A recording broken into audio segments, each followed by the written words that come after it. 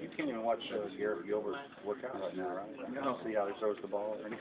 No. Is that a scary thought? It is a scary thought, but he kind of comes in the office daily and, spends time in the film room. I get to talk to him upstairs, but he says he's doing well. He says he's 100% his shoulder. Yeah. He just started really throwing about the 1st of June from his shoulder operation, but says he's feeling good.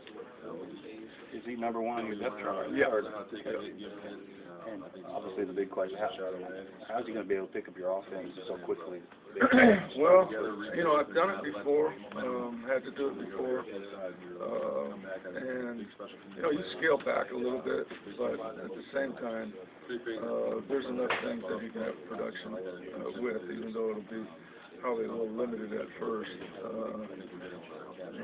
I remember we started in 2005, Colt Glenn was the same way, same situation, and he led the nation in passing, but I don't think he had a clue what we were doing. But better that way. Yeah. But he was very productive, and I would anticipate that Garrett will be productive too. So Colt didn't even go through spring before? No. Coach, this year, fourth year in the league. Obviously the lineup is changing. Have you seen the league progress? What do you think about Conference USA? I think Conference USA has gotten better and better, and I think the reason for it is that the quality of the coaching has really stayed consistent. The schemes, the coaches are willing to do anything to try to win a game. I mean, you play every defense on the man, and defensive coaches have to change and do things to that maybe you wouldn't have to do if you were in Florida or Alabama. You just line up and play two things and just kick everybody's rear end. Well, here, from a scheme standpoint, you're trying everything, to stop somebody or win a game. So from a coaching standpoint, you see a lot more variety, different things. The way your schedule sets up this season, is there that chance to do something special with the way I think there is every year, but we have a very tough first 4 games, and we got to get through those games healthy to have any shot to go. And that's one of the deal when you play up in your non-conference games. You take a real risk that the meat of your schedule may not have some of the players that you have. So hopefully we get through there healthy. I think athletically and defensively we're better than we've been, and there's a lot of unknowns on offense. But at the same time, if we can take care of the football and do the things that you got to do to be a good team, we'll have a chance in those first 4 games. Where does Zach Lyon rank among some of the guys you've had in the college and college level at running back? Well, I think he's just one of the great kids that I've ever been around. He's just a good old school football player. I told we were talking. I was talking with some coaches that he's a Bill Walsh kind of guy. He's Tom Rathman. He can catch, he can run, he can block, he can do everything. He's just a really, really solid football player. I think he's starting to get some of Dickerson's records. I know. What's kind of unbelievable is he missed the last 3 games, and he was 40. He only needed 40 yards, I think, or 50 yards. So he would have broke it last year, which is kind of amazing. But at the same time, there's a kid that deserves some recognition of that because he really works hard and he's a good kid. Because Eric would say he had to share Craig. So. That's right. Do you have any concerns about being, for lack of a better term, sort of a lame duck season in Conference USA? The teams that aren't leaving, targeting you or anything like that? I don't feel that. I think the one thing that all the coaches, we're friends, and you like to see everybody. So I don't know that any of that goes on. That game is the most important game you play that year when you're playing each one of those teams. So I think everybody feels that way. it's getting pretty commonplace. I mean, with all the changes. Yeah, no question. Did you recruit any differently, recruiting players for the Big East this past week? You know, that's a good question. We really just stayed about 300 miles from campus. Our deal after my first year, we kind of, if kids recruit us from different areas, then we'll, you know, actively recruit them. Like somebody from California calls or somebody from Portland, Oregon calls. We are getting calls from different places on the East Coast that we didn't get calls from the first 3 years. So to answer your question, yes, Florida, we get way more kids from Florida. They're interested because of playing, you know, 3 or 4 Florida teams. So they realize that they, you know, got to come home now and play some games at home. Do you think y'all have a leg up on recruiting when y'all enter a Big East, being able to, you know, stay in Texas along with Houston and other teams? I mean, do you think that gives y'all that little bit of edge going on? Well, all those teams that we're recruiting against, even though they're not in our conference, they're still going to be here recruiting. Right. So, you know, really the thing that the education that a kid gets at our school, the ability that if he's good enough to play in the National Football League, that is what attracts those kids, you know, to SMU. And we've kind of proven that we got both those opportunities. This past year, we had 4 kids drafted, and that's more than a bunch of Texas schools. And next year, I think I have, you know, knock on wood, the kids don't get hurt. I think I got a first-day guy. I think I got maybe 2, maybe 3 second or third round picks. So, you know, we got a chance to make a statement over the next couple of years to a lot of people that SMU it's a great opportunity, you know, to play football in a city like Dallas on a campus like SMU. And that's a positive deal. Coach, you might have already answered this, and I apologize, but your thoughts on the playoff system implemented by the BCS? Yeah, well, I don't know. You know, it's hard. It's hard to say. You kind of felt like it was going to come to something like this. Is it the best? Probably not. But it is better probably than what was being done before. So from that standpoint, it's a positive step in the right direction. Just the big change that affected you is you're joining the Big East. When you joined them, they had an autonomous qualifier. Now that's going away. Does that change any of the excitement or anticipation? Well, it certainly changes the fact that there isn't an automatic, but at the same time, I think you know, once the TV contract is signed in September, October, I think we'll know exactly how big the step was. You know, there's a chance that it could go to, you know, somewhere 12 to 15 million per school. Which, if it does that, like we think it is, that's a game changer, you know, for us. What are some of the other benefits to joining the Big East, you know, besides TV revenue? Well, I think the financial windfall is the biggest deal, but I also think from a basketball standpoint, it really helps Larry. Because of the competition that he's going to be playing, that would immediately put you on a national scene. It's been a long time since SMU's been on that scene in basketball. Did you know Larry before? I had met him. I used to drive.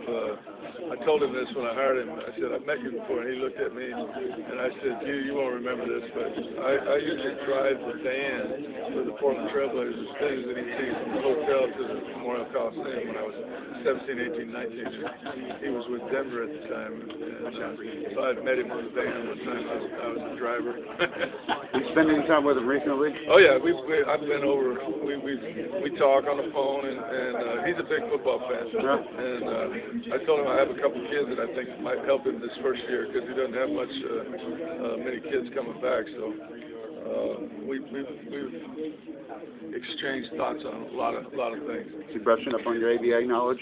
Yeah, exactly. He's a really, really interesting guy. I really like him. You talked about staying healthy through the first part of your schedule. What about mentally having enough in the tank that you don't play your season the first 4 games? Well, our goal is to get to a bowl game, preferably. You know, that's what we're trying to do. So you know, every year you'd like to step up and win a few more as you get to that goal. But, you know, I think you just, as a coach, mentally, you have to train your kids that it's a long season and that you know, the ultimate goal is to get to that bowl game at the end of the year. Some games you just can't help. The kids are going to get up to teach them. Yeah. So that's only half the job, right? Yeah, the TCU game, when I came, I didn't realize that it did, it has obviously the history of 100 years of playing almost, but you know, the part about it that kind of got me was that the game, I could tell the kids did turn it up. There is a little bit more emotion, there is a little bit more energy in that game, so it is a rivalry. Where's the skillet right now?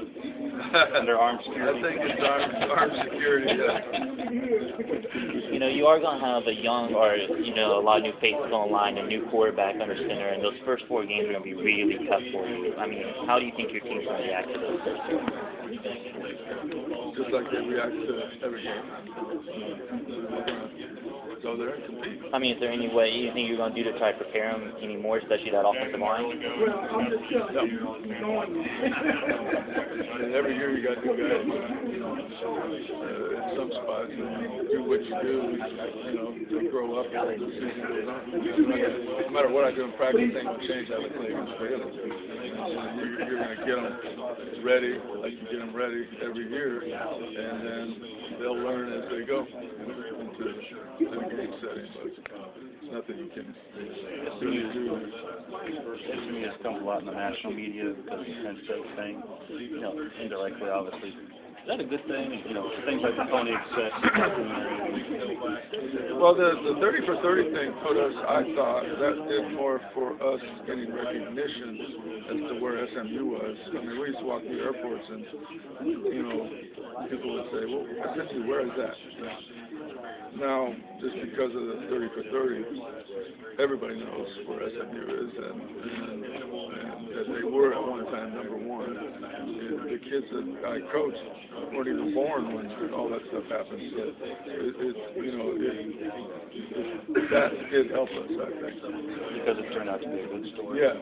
Well, it turned out to be an education for them. And it also told them that one time they were number 1 in the country. And, you know, I don't think anybody ever thought SMU did anything but lose. You know. So that was good.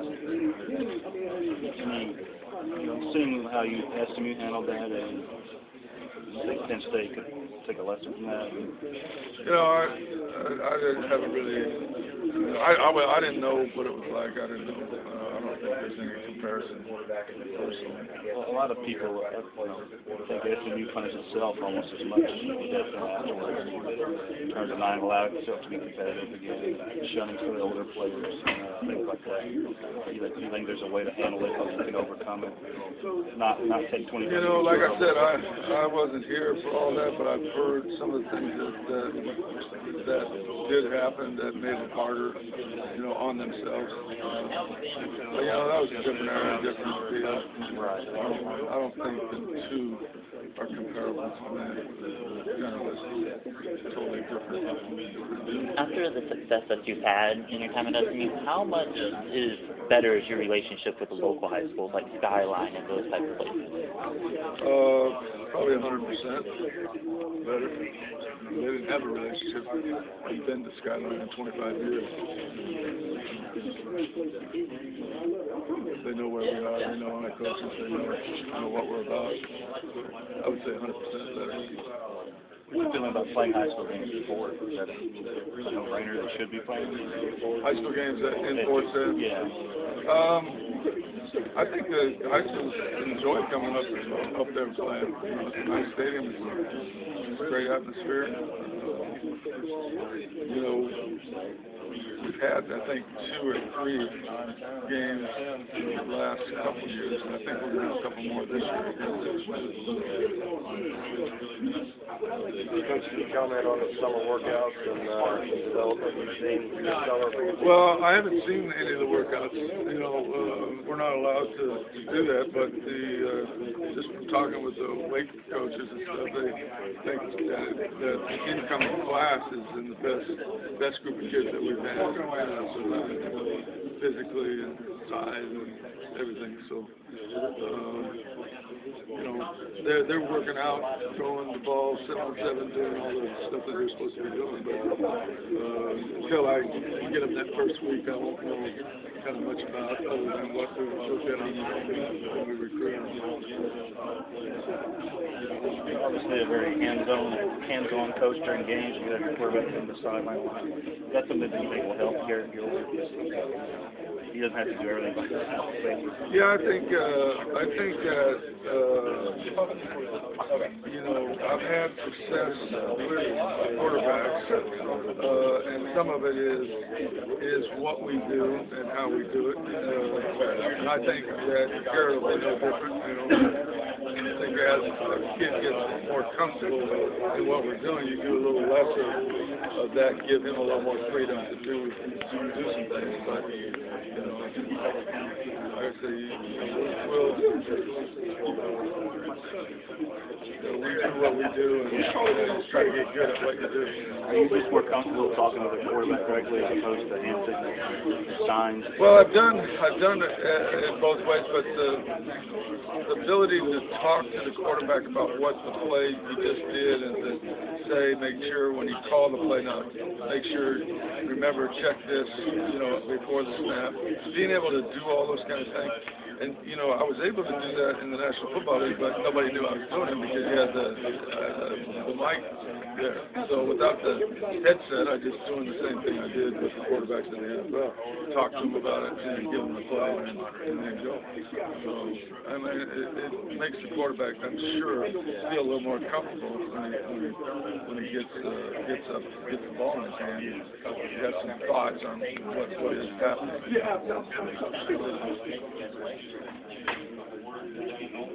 Thank you, Coach.